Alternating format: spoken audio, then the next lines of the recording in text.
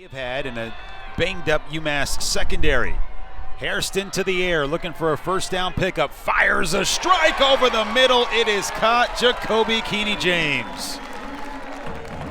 Well, 16 yards. Jacoby Keeney-James gets open, Jay, but it's the block of Josh Atwood, number 60. He picks up the blitzer. That was number 27 coming up the middle there. Picked it up, kept it clean for Hairston to throw and deliver that ball for a first down. 7th completion of the day for A.J. Hairston.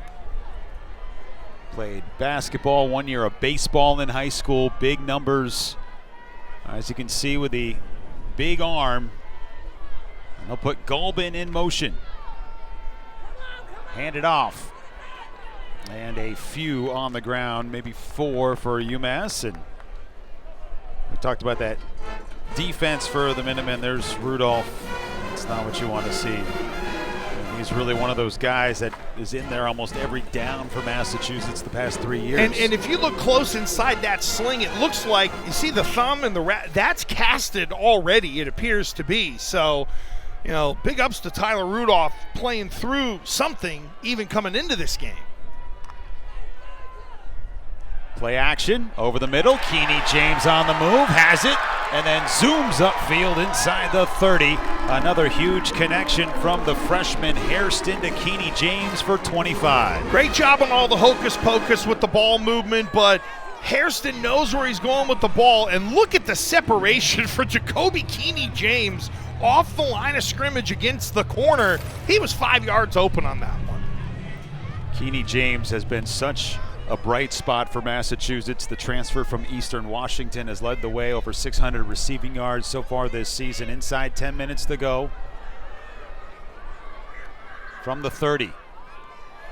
Campbell tries to go right, nothing there, and Bodie, the big body, comes down on Campbell, who's able to somehow bend his way forward for no gain.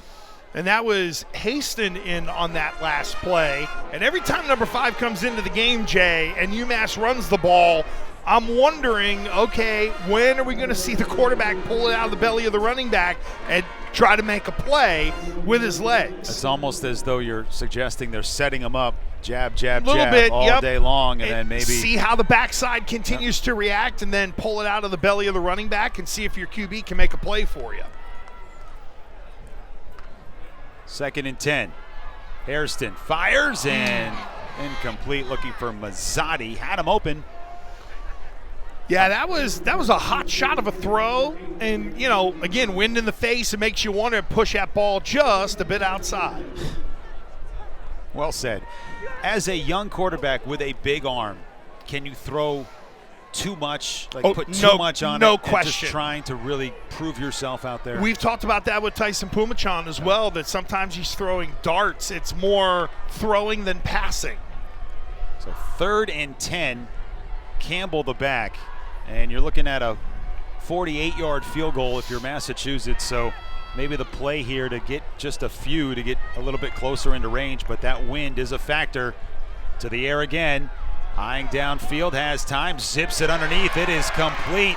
Keeney-James again fighting for the extra yardage, and he is held on to. A late flag comes in as Keeney-James made the catch. Dexter Ricks held on for dear life to prevent the first down.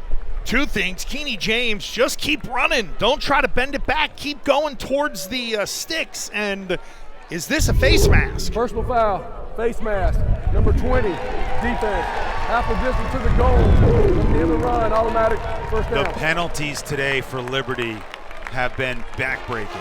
Absolutely massive. It's their 8th right there, and that's a 15-yard variety where it's going to move the ball down inside the 15-yard line for the Minutemen. And boy, Jay, what a fortunate spot for the Minutemen right here. The ball is just outside the 10-yard line. So, depending on the spot, you could conceivably get a new set of downs here for the Minutemen if you don't punch it in. Hairston again, has not thrown a pass, with Harding and Hester along with him, and they'll option it to the edge. Harding is able to pick up a few for Massachusetts. A gain of 4 for T.Y. Harding. He's kind of the equivalent of Juju Gray for Liberty, the way that he's able to get the ball in space.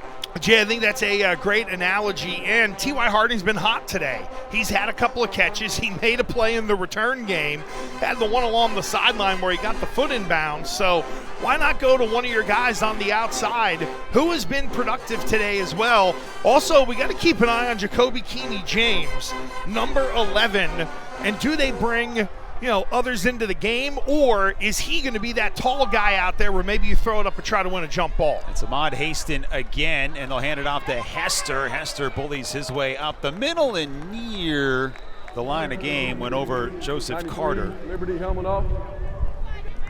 We'll get a helmet off for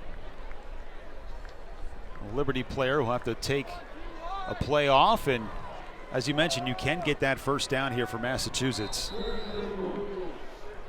Liberty's come up with some big short yardage stops so far today as well. No doubt. And again, it's listed right now as 3rd and 1 on the 2-yard line. So they'll stick with Ahmad Haston, the redshirt freshman, along with C.J. Hester. Galbin lined up slot left for Massachusetts, trying to retake the lead. Haston will keep it, and he'll walk in the end zone. Touchdown, Massachusetts, as he tucks and runs and puts the Minutemen back up in this one. Jay, it's like we